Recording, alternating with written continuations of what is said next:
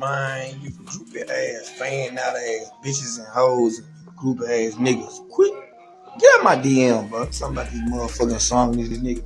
It's two sides to his story. Just wait till I get out and tell my side. I'm flushing you bitches. I stop there. Catch your biggest op lacking right there in broad daylight. No crew, no protection, nobody watching. Your hands already wrapped around the grip. This is it. The moment you've been fantasizing about for months. You raise up, aim, center mass, and squeeze. Clear, nothing. The gun jams. That's exactly what happened when Pooh Shiesty ran down on EBG Moose Slime, and I'm not exaggerating when I say this might be the craziest, most documented street situation we've seen in years. We got crystal clear video evidence. Multiple eyewitnesses who saw everything, and Pooh literally admitted to the whole thing himself on record. Now his probation officer knows every detail, which means he's probably headed straight back to prison. But that moment, that wasn't random. This was the explosive climax of a beef so deep, so personal, that once you understand how it started, you'll realize why Pooh was willing to risk it all. Most people think they know this story. Saw a few headlines, caught some clips on their feed, assume they're caught up. You're not even close.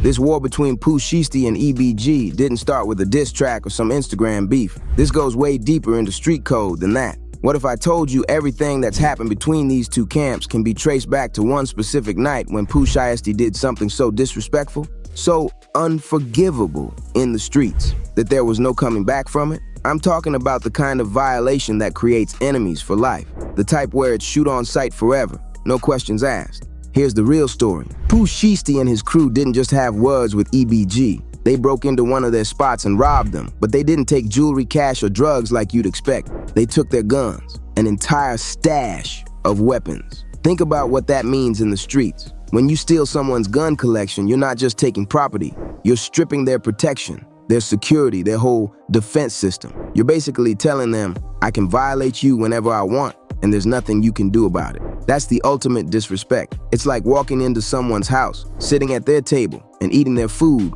while they watch helpless, except 1,000 times worse, because now they're completely vulnerable and the whole hood knows it. But here's what makes this even more insane and what really ignited this whole war. This wasn't some random robbery.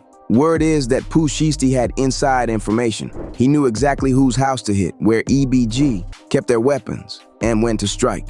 This was planned, calculated, and executed with precision, which means somebody on the inside betrayed them. Now EBG's not just dealing with being robbed.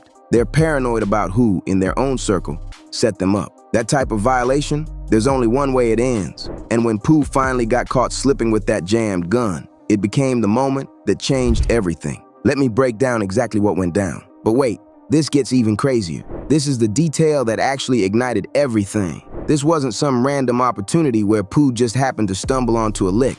Street Talk says he had inside intel. He knew exactly which house to hit. He knew where EBG stashed their weapons. He knew the perfect timing to move. This was planned out, precise, executed like a coordinated operation. Someone from the inside had to feed him that information, which means EBG might have traitors in their own circle. That's the kind of suspicion that destroys crews from within. So now the situation includes a robbery, stolen firearms, insider treachery, and such profound disrespect that EBG had zero option except to retaliate. They did retaliate, but nobody, absolutely nobody, was ready for what went down when these two sides actually came face to face. What comes next is hands down the most insane chapter of this whole saga, and you need every detail. The disrespect level was off the charts. Those stolen guns weren't basic handguns either. We're talking serious firepower here, assault-style weapons, the complete package. These guys maintained a full weapons collection and Pooh Shiesty literally rolled through and cleaned them out. Imagine how violated EBG must have felt discovering their entire street reputation was suddenly compromised. Once that robbery happened, the streets went electric with tension. EBG couldn't ignore this without appearing vulnerable to every other crew operating in the city. When someone violates you at that magnitude, retaliation isn't optional. It's it's mandatory, or everyone starts viewing you as an easy target. But here's the twist. Pooh Shiesty wasn't going into hiding. He was out here bragging about it, straight up telling people he robbed EBG and walked away clean. That's bold as hell, but it also meant he just painted a permanent target on himself. The wild thing, both sides knew exactly where this was headed. Something violent was inevitable. This wasn't getting resolved through conversation, or even a fair one-on-one. When you steal someone's entire weapon stash, you're declaring war, period. That's what this became. But here's the unexpected twist. Instead of immediately jumping to gunfire, both camps started trading shots through music first. Pooh Shiesty dropped the opening diss track aimed directly at EBGD, and bro, he went nuclear. He was spitting aggressive street threats, name-dropping specifically and claiming he'd eliminate him along with everyone in his circle. He was in full attack mode, saying EBG was soft and completely powerless to do anything about the robbery that went down. The disrespect was genuine. But what made this diss track truly dangerous was how specific Pooh got. He wasn't just making vague threats, he was dropping actual addresses, naming family members, laying out in precise detail exactly how he planned to move. This wasn't entertainment anymore. This was a public war declaration. EBGD wasn't about to absorb that quietly. He dropped his own response track, and you could feel the rage in every line. He went straight at Pooh, calling him a fake who only operates with armed backup and can't handle solo confrontation. He questioned his street credentials, pointed out the constant need for protection, and promised that when they finally catch him vulnerable, it's over. The exchange through these songs kept escalating into deeper personal territory. They were attacking each other's families, their blocks, their past moves. Everything became ammunition. This had transformed beyond rap beef, and this was authentic street warfare being broadcast through music, and everyone watching understood someone was getting hurt eventually. Once these diss tracks started circulating, the whole city began picking sides. People started reposting the songs, making reaction videos, basically treating this beef like entertainment content. But they didn't understand they were feeding a situation about to explode. Social media amplified everything, every share. Every repost added pressure on both sides to prove they were actually living what they rapped about. The internet was forcing escalation beyond just music. That's exactly what went down next. Shiesty's main shooter, this guy named Hank, thought he identified an EBG member driving through the area. What does he do? Opens fire on the car. Here's the insane part. It wasn't even an EBG member, just some random civilian driving a vehicle that resembled one the EBG crew had been spotted in. That's genuinely crazy.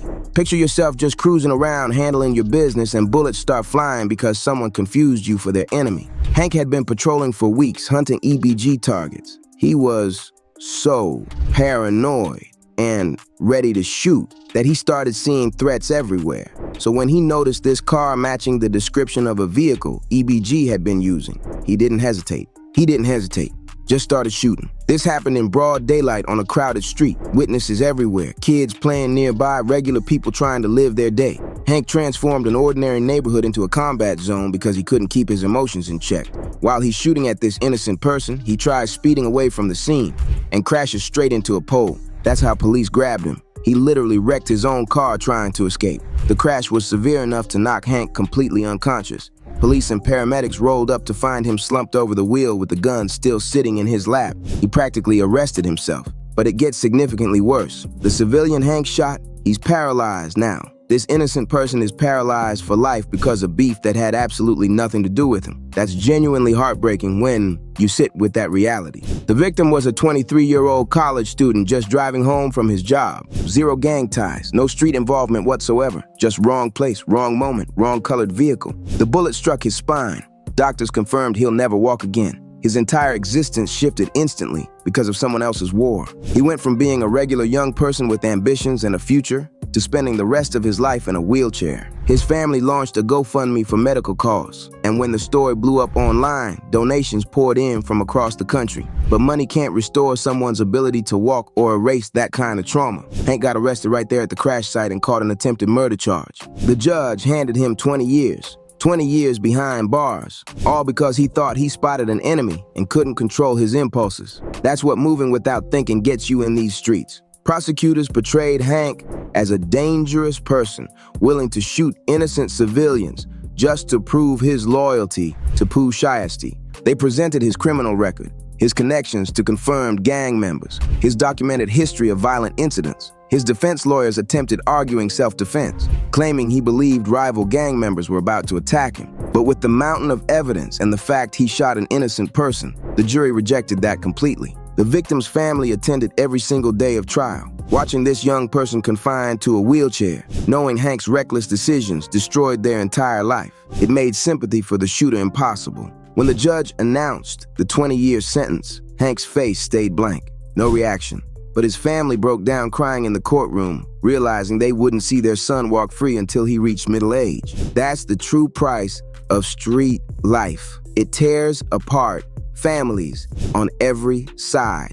But that wasn't the finale. The genuinely insane part involves what went down between Pooh Shiesty and an EBG member called, and we know the details because Pooh straight up rapped about it in an unreleased track. Based on Pooh's own lyrics in this leaked song, he was cruising around hunting enemies when he spotted EBG Moo Slime. Moo must have clocked Pooh approaching because he immediately took off running, but Pooh wasn't letting him escape. He pursued on foot. The way Pooh describes this chase in his song, it lasted multiple blocks. EBG, Moo Slime, was cutting through alleys, vaulting fences, desperately trying every escape route possible. Pooh stayed locked on him the entire time, matching his pace. In the lyrics, Pooh details how he was chasing Moo Slime until eventually, Moo tripped and hit the ground. This is where everything gets absolutely insane. Pooh claims he stood directly over EBG Moo Slime while he was laying there and pulled the trigger execution style. But here's the twist. His gun jammed. The weapon jammed at the most critical moment possible. Pooh had his enemy